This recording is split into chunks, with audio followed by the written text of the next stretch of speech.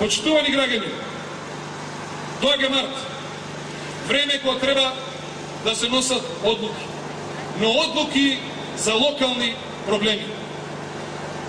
Бидете убедени дека ако зборуваме за коцките, за тротоарите, за парковите, за канализациите, за улици, за осветлувањето, за дечните игралишта, што е Меси, Роналдо, Вейн Руни во фудбалот, тоа сме јас, Аце Циц и Исаев за нивните градоначалници. Подобри за таа работа нема од нас. Иако сме опозиција, иако не толчат, иако не блокираат, пак сме ние најдобрите. Но ова не е време кога треба да зборуваме за коцки, тротоари и за улици. Ова е време кога Македонија сериозно треба да одлучи кој пат ќе го фати.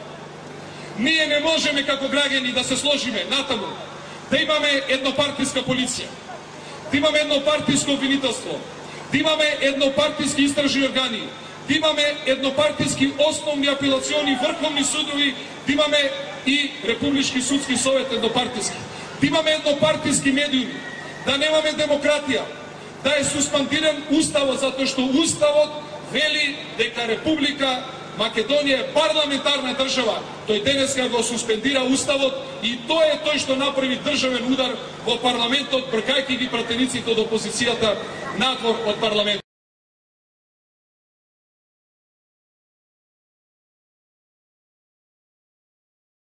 Ние веќе 9 години сме соочени со фактот дека опозицијата зборува дека и се ограничуваат граѓанските права и слободи, дека се намалуваат граѓанските права и слободи во Република Македонија, а јасно е дека прислушкувањето, следењето, снимањето, значи користење на разузнавачки податоци нема ништо заедничко со унапредување на граѓанските права и слободи, туку напротив ја води земјата во едни антидемократски процеси и во намалување на граѓанските права и слободи.